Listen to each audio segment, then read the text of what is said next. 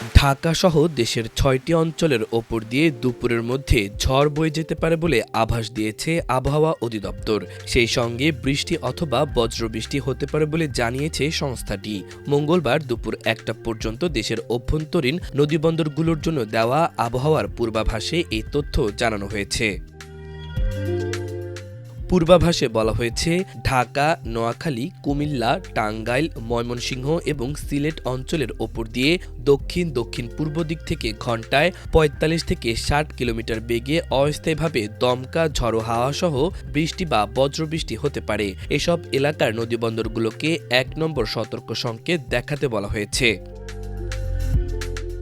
এদিকে মঙ্গলবার সকাল ৯টা থেকে পরবর্তী ২৪ ঘণ্টায় ঢাকা, বরিশাল, চট্টগ্রাম ও সিলেট বিভাগের অধিকাংশ জায়গায় এবং রংপুর, রাজশাহী, ময়মনসিংহ ও খুলনা বিভাগের অনেক জায়গায় অস্থায়ীভাবে দমকা হাওয়াসহ হালকা থেকে মাঝারি ধরনের বৃষ্টি বা বজ্রবৃষ্টি হতে পারে বলে জানিয়েছে আবহাওয়া অধিদপ্তর। সেই সঙ্গে সারা দেশের কোথাও কোথাও মাঝারি ধরনের ভারী থেকে অতি ভারী বর্ষণ হতে পারে। তবে সারা দেশে দিন এবং রাতের তাপমাত্রা প্রায় অপরিবর্তিত থাকতে পারে বলে জানিয়েছে আবহাওয়া অধিদপ্তর। সিনপটিক অবস্থা নিয়ে অধিদপ্তর বলছে, মৌসুমি বায়ুর অক্ষের বর্ধিত অংশ রাজস্থান, হরিয়ানা, উত্তরপ্রদেশ, বিহার, পশ্চিমবঙ্গ ও বাংলাদেশের উত্তরাঞ্চল হয়ে আসাম পর্যন্ত বিস্তৃত রয়েছে। এর একটি বর্ধিত অংশ উত্তর বঙ্গোপসাগর পর্যন্ত বিস্তৃত।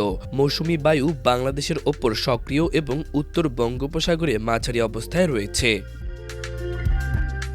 এদিকে সকাল ৯টা থেকে সন্ধ্যা ৬টা পর্যন্ত নদীবন্দরসমূহের জন্য দেওয়া আবহাওয়ার পূর্বাভাসে বলা হয়েছে, দেশের অভ্যন্তরীণ নদীবন্দরসমূহের জন্য কোনো সতর্কীবাণী নেই এবং কোনো সংকেত দেখাতে হবে না।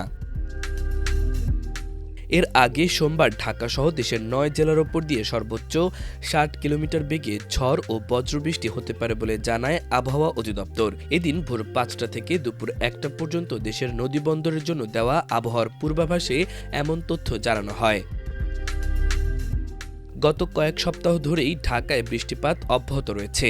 আজও সকাল থেকে বৃষ্টি হচ্ছে। আবহাওয়া অধিদপ্তর বলছে, সারাদিনই অব্যাহত থাকতে পারে বৃষ্টি, সেই সঙ্গে হতে পারে বজ্রপাতও। সোমবার সকাল ৭টা থেকে পরবর্তী ৬ ঘণ্টার জন্য ঢাকা ও আশেপাশের এলাকার আবহাওয়ার পূর্বাভাসে এ তথ্য জানানো হয়।